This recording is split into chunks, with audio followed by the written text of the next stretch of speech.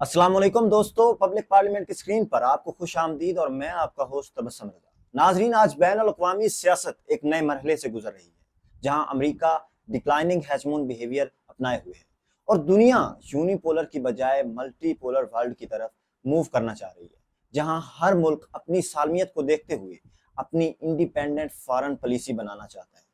اسی تناظر میں دنیا کی سیاست بدل رہی ہے اور اس کی سب سے بڑی مثال امریکہ بھارت کے بدلتے ہوئے تعلقات ہیں،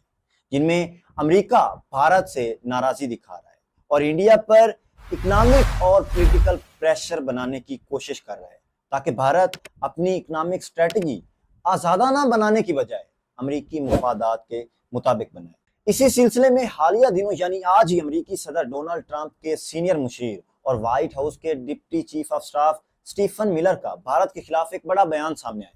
سٹیفن ملر نے بھارت پر الزام لگایا ہے کہ انڈیا یوکرین وار میں روس کی مالی مدد فراہم کر رہا ہے۔ اسی سلسلے میں آج امریکی صدر ڈونلڈ ٹرمپ کے سینئر مشیر اور وائٹ ہاؤس کے deputy chief of staff Stephen Miller کا بھارت کے خلاف ایک بڑا بیان سامنے آیا ہے۔ سٹیفن ملر نے بھارت پر یہ الزام لگایا ہے کہ انڈیا یوکرین وار میں روس کو مالی مدد فراہم کر رہا ہے۔ روس یوکرین جنگ کے پس منظر میں جہاں مغربی اتحاد بالخصوص امریکہ نے ماسکو پر سخت مالیاتی پابندیاں عائد کر رکھی، وہیں بھارت کی جانب سے روس کے ساتھ جاری اسٹریٹجک اکنامک انگیجمنٹ نے عالمی طاقتوں کے مابین ایک نئی سطح کی جیو پولیٹیکل فرکشن کو جنم دیا ہے۔ سٹیفن ملر کا بھارت پر لگایا گیا الزام، جو کہ ایک سنجیدہ الزام ہے، بین الاقوامی تعلقات کے تناظر میں اسے انڈائریکٹ اسٹریٹجک اکانومک انیبلمنٹ یا فائنانسنگ سینکشن ایکٹر کے طور پر دیکھا جا رہا ہے۔ اس الزام کی بنیاد بھارت کی جانب سے روسی خام تیل کی بڑی مقدار میں درآمدات پر ہے، جسے امریکہ اس بات کا ذریعہ قرار دیتا ہے کہ بھارت نادانستہ طور پر کریملن کو یوکرین میں اپنی ملٹری آپریشنز جاری رکھنے کے لیے معاشی آکسیجن فراہم کر رہے ہیں۔ صرف تیل ہی نہیں بلکہ بھارت کا روس سے دفاعی ساز و سامان کی خریداری، بالخصوص S-400 ٹرائمف ایئر ڈیفنس سسٹم اور ایسا اسٹریٹجک پروکیورمنٹ ہے جسے واشنگٹن ڈوئل یوز ڈیما کے تناظر میں دیکھتا ہے، یعنی ایک ایسا تجارتی عمل جو بظاہر دفاعی ہے مگر بالواسطہ طور پر جنگی استعداد میں اضافہ کرتا ہے۔ بھارت اس سارے عمل کو اپنی اسٹریٹجک آٹونومی کے طور پر دیکھتا ہے، جس میں وہ کسی ایک عالمی طاقت کے بلاک میں شامل ہونے کی بجائے ایشوڈ بیسڈ الائنمنٹ کی پالیسی پر عمل پیرا ہے۔ بھارت کا موقف ہے کہ توانائی کی سیکیورٹی، دفاعی ضروریات اور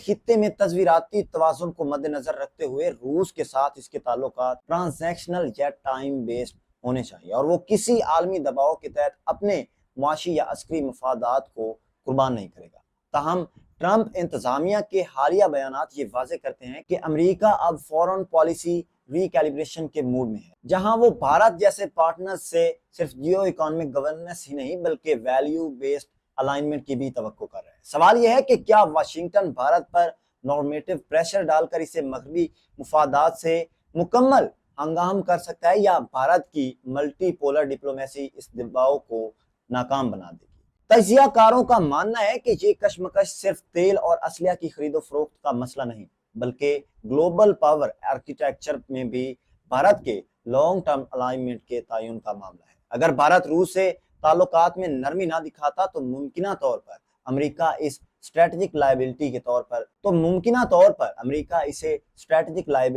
پر دیکھنے لگے گا، جبکہ چین کے ابھار کے تناظر میں بھارت کی اہمیت کسی بھی انڈو پیسیفک اسٹریٹجی کا بنیادی ستون ہے۔ ایسے میں ٹرمپ انتظامیہ کی پوزیشن بھارت کے لیے ایک اسٹریٹجک سٹریس ٹیسٹ بن سکتا ہے۔ کیا وہ اپنی اسٹریٹجک ہیجنگ برقرار رکھ سکے گا یا کسی نئے سیکیورٹی ڈائلیما میں پھنس جائے گا؟ آنے والے دنوں میں یہ سوال نہ صرف دہلی کے لیے بلکہ واشنگٹن، بیجنگ، ماسکو یا برسلز کے لیے بھی فیصلہ کن اہمیت اختیار کرنے جا رہے ہیں۔ شکریہ۔